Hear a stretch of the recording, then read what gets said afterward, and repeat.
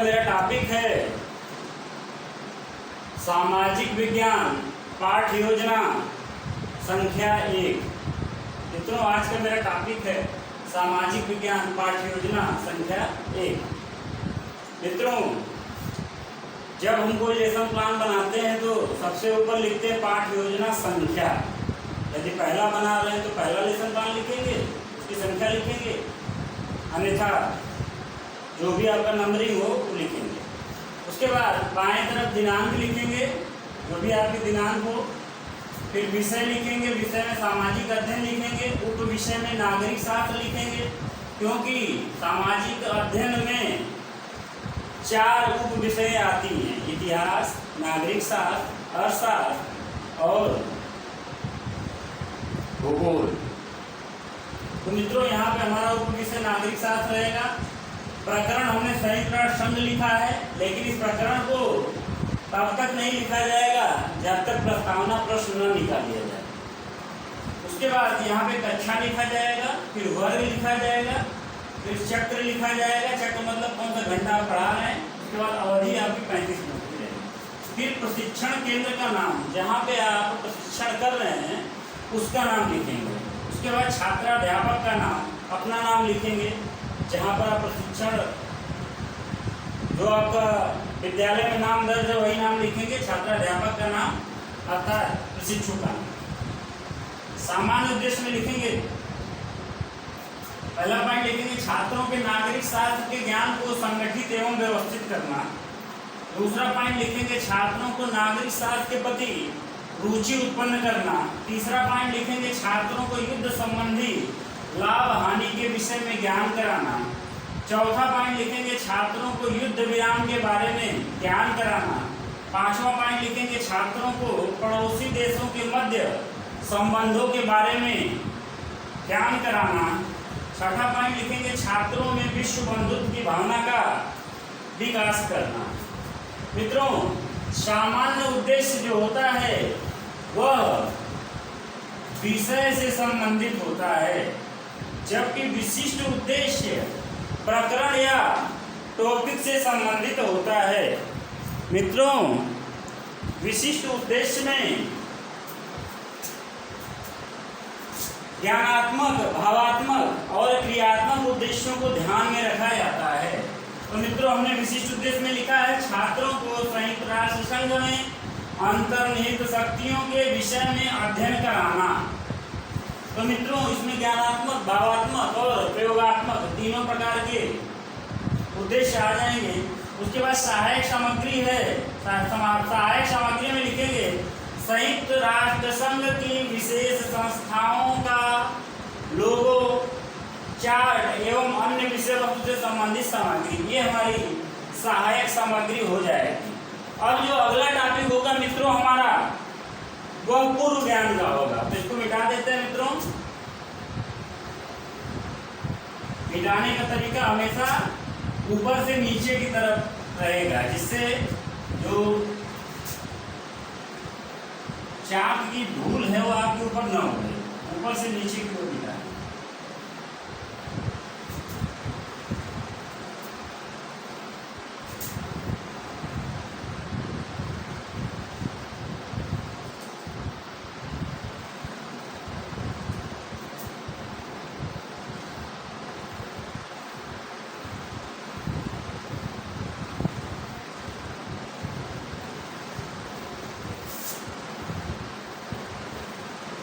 अब लिखेंगे मित्रों पूर्व ज्ञान। अगली हेडिंग पड़ेगी पूर्व ज्ञान। इसमें लिखेंगे छात्र संयुक्त राष्ट्र संघ के विषय में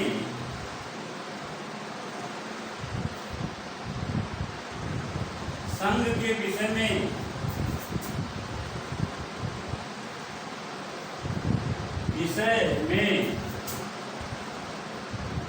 सामान्य जानकारी रखते हैं।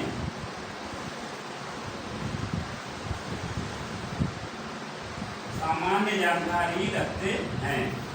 उसके बाद मित्रों प्रस्तावना प्रश्न करेंगे। प्रस्तावना प्रश्न करेंगे। प्रस्तावना प्रश्न में मित्रों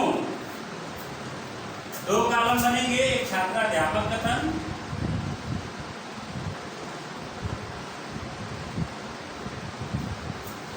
दूसरा छात्र कथन। तो मित्रों पहला प्रश्न पूछेंगे कि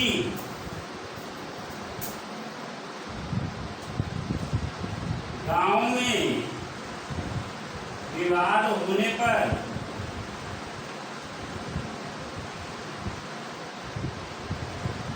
हम कहाँ जाते हैं। छात्रों से हम प्रश्न करेंगे कि गांव में विवाद होने पर या आपसी विवाद होने पर हम कहाँ जाते हैं। गांव में आपसी, यहाँ पे लिख लेंगे आपसी, गांव में आपसी विवाद होने पर हम कहाँ जाते हैं। तो छात्र कक्षा 8 का विद्यार्थी है, तो सामान्य ज्ञान रखता है, सामान्य नॉलेज रखता है, तो वो कहेगा न्यायालय में जाते हैं, न्यायालय में जाते हैं।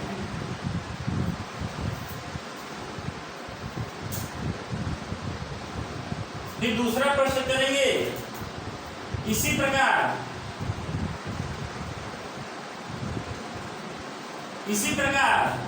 दो देशों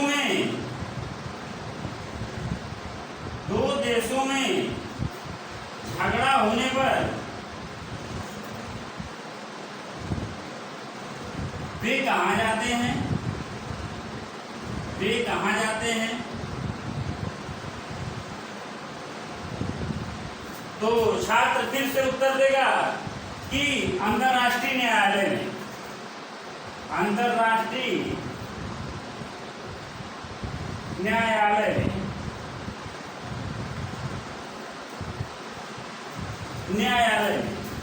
अंतर्राष्ट्रीय न्यायालय में उत्तर देगा, नहीं तो फिर यही उत्तर रिपीट कर देगा।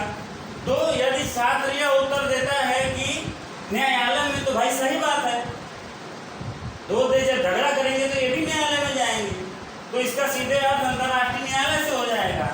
तो प्रश्न पूछा गया कि 2 देशों में झगड़ा होने पर वे कहाँ जाते हैं, अंतर्राष्ट्रीय न्यायालय में। फिर तीसरा प्रश्न तुरंत पूछ देंगे अंतर्राष्ट्रीय न्यायालय, अंतर्राष्ट्रीय न्यायालय किसका अंग है, किसका अंग है। तो या तो छात्र उत्तर दे देगा और नहीं तो समस्यात्मक हो जाएगा, समस्यात्मक हो जाएगा। उत्तर दे दिया तो ठीक, नहीं उत्तर दिया तो समस्यात्मक हो जाएगा। तो इस प्रकार हमारा प्रकरण निकलेगा संयुक्त राष्ट्र संघ। इस प्रकार हमारा प्रकरण क्या निकलेगा, अब हम प्रकरण लिख देंगे वहां पर ऊपर, तो अभी तक नहीं लिखे थे उसको लिख देंगे। प्रकरण होगा हमारा संयुक्त राष्ट्र संघ। अब हमारा प्रकरण हो गया संयुक्त राष्ट्र संघ। उसके बाद हम उद्देश्य कथन करेंगे, उसको मिटा देते हैं मित्रों।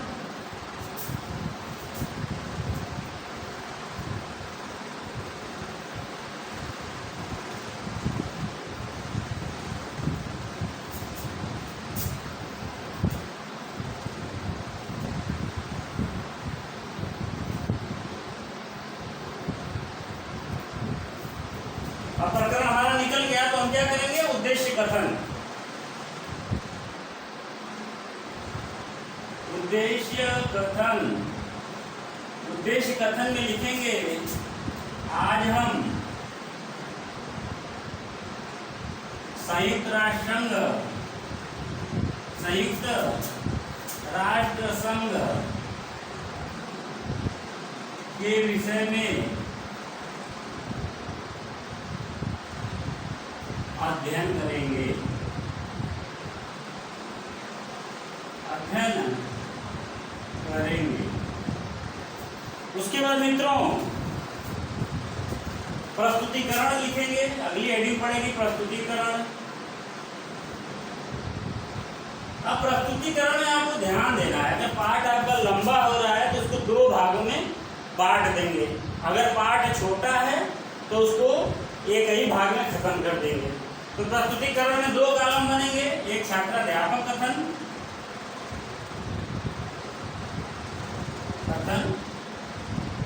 और दूसरा कॉलम आपका रहेगा छात्र कथन या छात्र क्रिया लिख देंगे। छात्र कथन या क्रिया, छात्र क्रिया लिख देंगे, छात्र क्रिया लिख देंगे, छात्र क्रिया, छात्र क्रिया, छात्र क्रिया। तो इसमें छात्राध्यापक कथन में हम पहले देखिए यहाँ पे शिक्षण बिंदु भी लिख सकते हैं, शिक्षण बिंदु भी लिख सकते हैं। तो मित्रों अब विकासात्मक प्रश्न करेंगे, विकासात्मक प्रश्न करेंगे। विकासात्मक प्रश्न में और प्रस्तावना प्रश्न में अंतर यही होता है कि प्रस्तावना प्रश्न समस्यात्मक हो सकता है, लेकिन विकासात्मक प्रश्न या तो निरुत्तर होगा या संभावित उत्तर होगा, समस्यात्मक कभी नहीं होगा। यही मुख्य अंतर है। तो विकासात्मक प्रश्न करेंगे कि 20वीं शताब्दी में, 20वीं सदी में कितने विश्व युद्ध हुए, कितने विश्व युद्ध हुए, विश्व युद्ध हुए। तो छात्र उत्तर देंगे दो विश्व युद्ध हुए।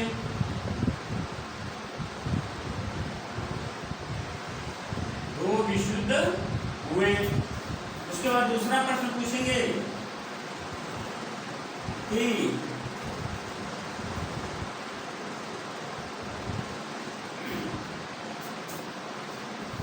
दूसरे विश्व युद्ध का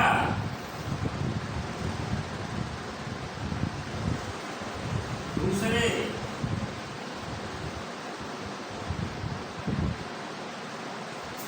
विश्व युद्ध के पश्चात क्या घटना घटी, क्या घटना घटी। छात्र उत्तर देगा संयुक्त राष्ट्र संघ का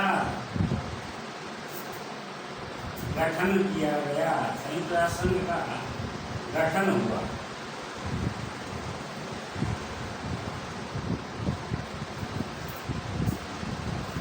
अब छात्राध्यापक स्पष्टीकरण देगा, अब स्पष्टीकरण देगा। मित्रों स्पष्टीकरण में छात्राध्यापक जो भी लेसन प्लान बनाया जाएगा उसी का वर्णन करेगा। तो यहाँ पे हम वर्णन कर देते हैं, लिखेंगे तो ब्लैक बोर्ड कम पड़ जा रहा है तो वर्णन कर देते हैं। स्पष्टीकरण इस प्रकार है कि 1914 ईस्वी में प्रथम विश्व युद्ध हुआ। 1914 ईस्वी में प्रथम विश्व युद्ध हुआ जो 1918 ईस्वी में जाकर खत्म हुआ। इस विश्व युद्ध में व्यापक जनधन की हानि हुई, पूरे विश्व की अर्थव्यवस्था चरमरा गई, भूखमरी की नौबत आ गई।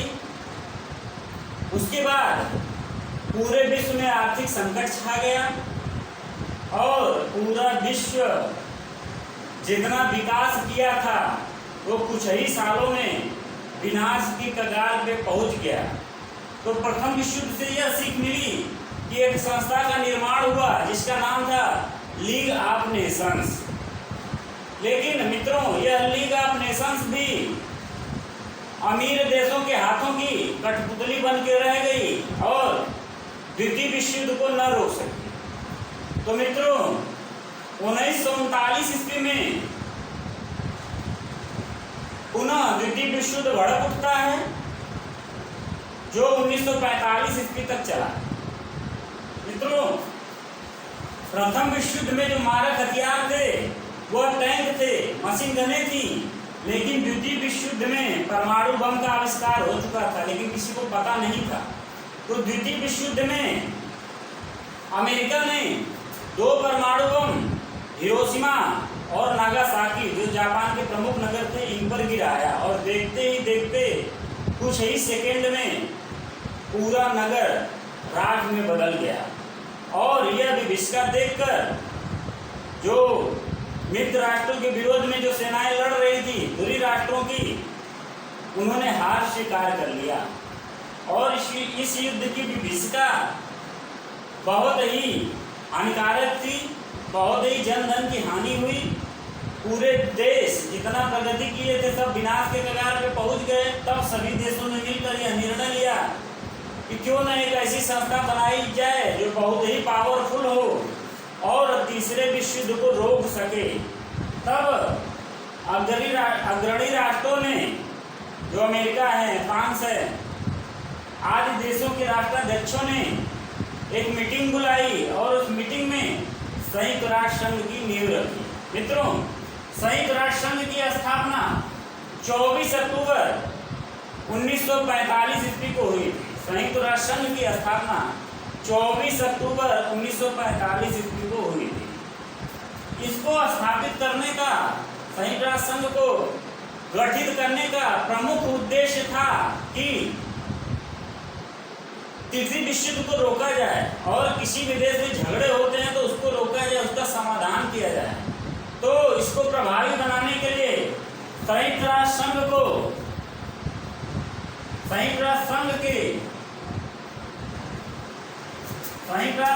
6 भागों में बांटा गया। मतलब कि संयुक्त राष्ट्र संघ के 6 अंग बनाए गए। संयुक्त राष्ट्र संघ के 6 अंग बनाए गए। तो पहला क्या था? संयुक्त राष्ट्र संघ के 6 अंग। संयुक्त राष्ट्र संघ के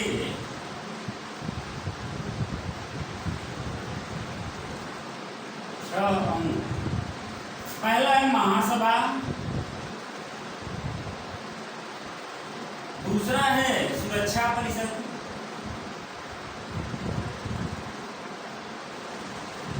तीसरा है आर्थिक एवं सामाजिक परिषद, चौथा है प्रन्यास परिषद, पांचवा है सचिवालय और छठा है अंतरराष्ट्रीय न्यायालय। मित्रों, ये संयुक्त राष्ट्र संघ के 6 अंग हैं। पहला है महासभा, इसे विश्व की पंचायत भी कहा जाता है। इसमें प्रत्येक देश, वर्तमान में महासभा में 193 सदस्य देश हैं। मतलब संयुक्त राष्ट्र संघ के जो सदस्य देश हैं वह इस समय 193 देश हैं और वो महासभा के सदस्य हैं। तो इसमें प्रत्येक देश अपने 5 प्रतिनिधि भेज सकता है, लेकिन उस देश का वोट सिर्फ एक ही माना जाएगा। और दूसरी बात कि इसमें जैसे किसी नए देश को अगर शामिल करना है संयुक्त राष्ट्र संघ में, तो 2/3 बहुमत से वह उसके संबंध में निर्णय लिया जाता है, 2/3 बहुमत से। और किसी देश के विरुद्ध भी अगर कोई निर्णय लेना हो तो उसमें भी 2/3 बहुमत से निर्णय लिया जाता है।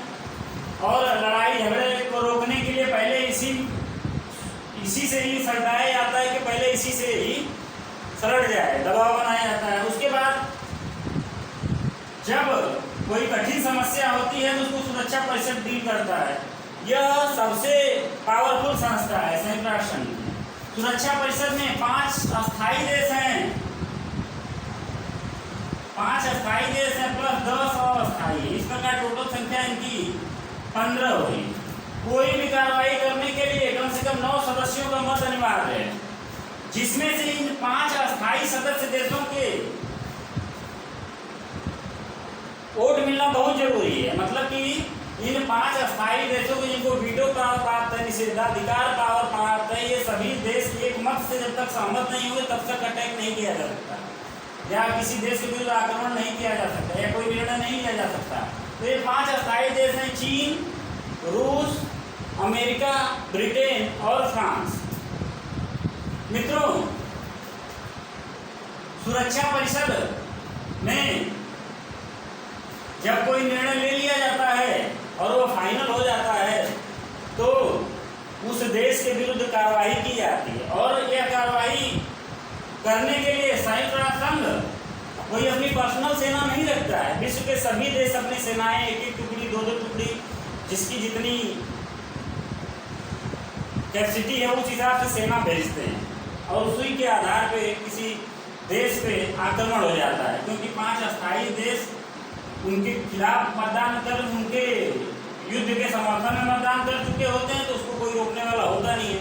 अगर इन 5 में से कोई वीटो पावर ले लिया तो युद्ध को रोका जा सकता है, या उस देश के विरुद्ध निर्णय को रोका जा सकता है। जैसे कि जब 1971 का भारत पाकिस्तान युद्ध हो रहा था तो रूस ने भारत के समर्थन में वीटो लिया था कि नहीं भाई, भारत का आक्रमण नहीं होना चाहिए। तो ये पावरफुल देश हैं सुरक्षा परिषद के जो 5 अस्थायी देश। उसके बाद आर्थिक और सामाजिक परिषद। आर्थिक और सामाजिक परिषद पूरे विश्व में समाज कल्याणकारी कार्य करती है। जैसे यूनेस्को इसकी संस्था है, जो आप देखेंगे आंगनबाड़ी में जो सतुआ पिसान आता है, छोटे बच्चों के लिए जो आहार आता है, माताओं के लिए जो आहार आता है, यहीं से चल के आता है। उसके बाद अगला है प्रन्यास परिषद। प्रन्यास परिषद का अर्थ यह है कि यदि विश्व में कोई गरीब देश है और अपना शासन नहीं चला पा रहा है तो कोई अमीर देश उसका शासन चलाएगा, जब तक कि वह अपनी ताकतवर स्थिति में न हो जाएगा। एक देश मतलब अपना शासन चलाने लायक हो जाएगा तो उसको छोड़ दिया जाएगा, स्वतंत्र कर दिया जाएगा। उसके बाद सचिवालय है, इसमें दिन प्रतिदिन का काम किया जाता है, दिन भर का काम इसमें निपटाया जाता है। अंतिम अंतर्राष्ट्रीय न्यायालय, इसमें किसी भी 2 देशों में हुए विवाद को न्यायालय के माध्यम से खत्म किया जाता है। जैसे भारत और पाकिस्तान का जो कश्मीर वाला मुद्दा है, यह इसी अंतर्राष्ट्रीय न्यायालय में पेंडिंग है। भारत के जो न्यायाधीश डॉक्टर नागेंद्र सिंह अंतर्राष्ट्रीय न्यायालय में काम कर चुके हैं, डॉक्टर विजया लक्ष्मी पंडित जी काम कर चुकी हैं। तो मित्रों, इस प्रकार से स्पष्टीकरण पूरा हो गया। अब क्या करेंगे?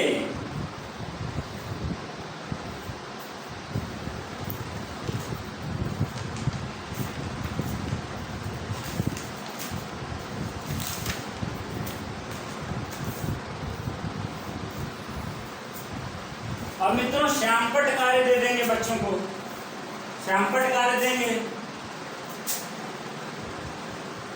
आपने स्पष्टीकरण पूरा ही कर लिया तो अब श्यामपट्ट सारांश लिख देंगे या श्यामपट्ट कार्य लिख देंगे।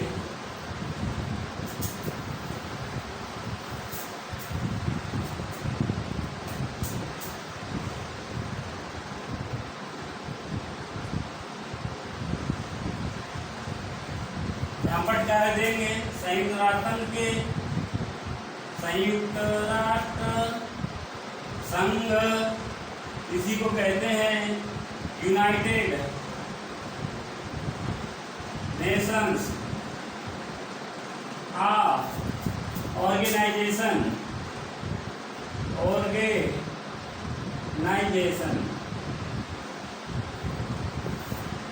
और इसके 6 भाग लिख देंगे। एक महासभा, दूसरा सुरक्षा परिषद,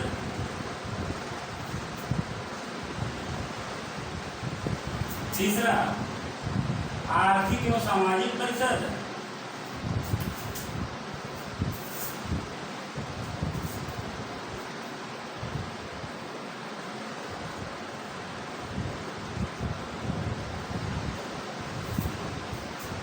चौथा प्रन्यास परिषद,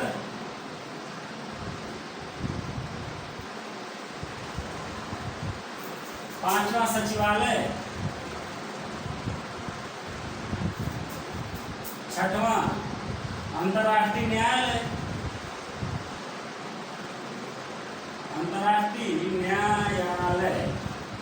और मित्रों निरीक्षण कार्य कर लेंगे।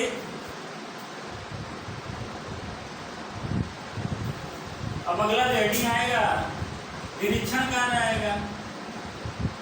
निरीक्षण छात्रों से अपनी कॉपी में उतारने के लिए कहेंगे। छात्रों से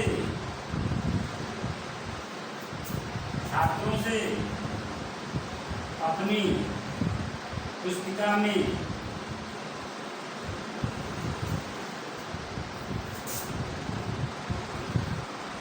श्यामपट्ट से उतारने के लिए कहेंगे, श्यामपट्ट से लिखने के लिए कहेंगे।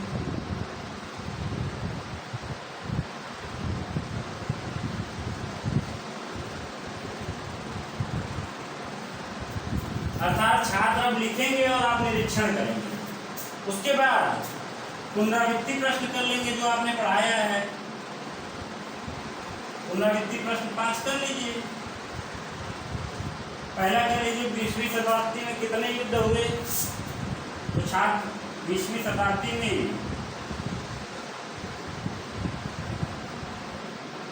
20वीं सदी में कौन कौन से युद्ध हुए, कौन कौन से विश्व युद्ध हुए। दूसरा प्रश्न पुनरावृत्ति कर लेंगे। संयुक्त राष्ट्र संघ की स्थापना कब हुई। संयुक्त राष्ट्र संघ की स्थापना कब हुई।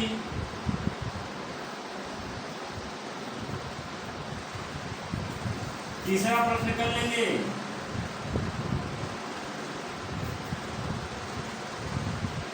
संयुक्त राष्ट्र संघ के कितने अंग हैं। संयुक्त राष्ट्र संघ के कितने अंग हैं।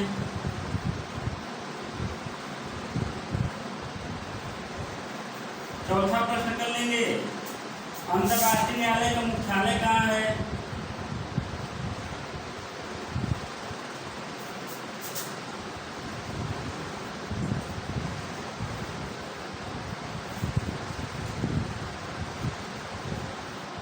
मुख्यालय कहाँ है।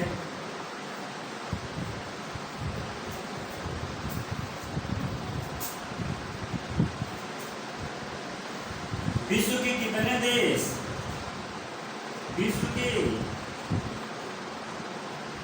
कितने देश संयुक्त राष्ट्र संघ के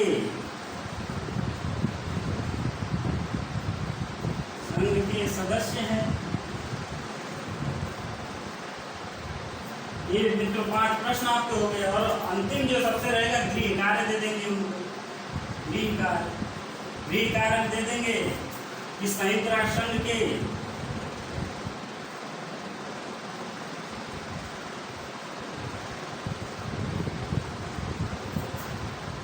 वे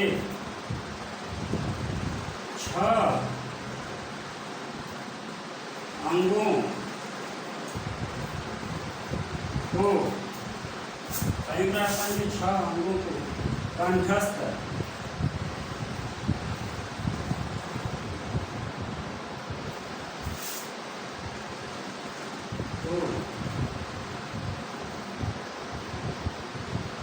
लिखकर लाना है।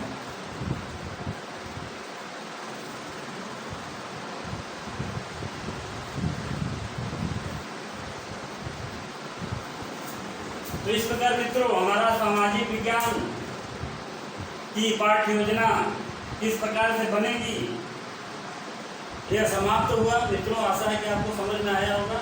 धन्यवाद। जय हिंद।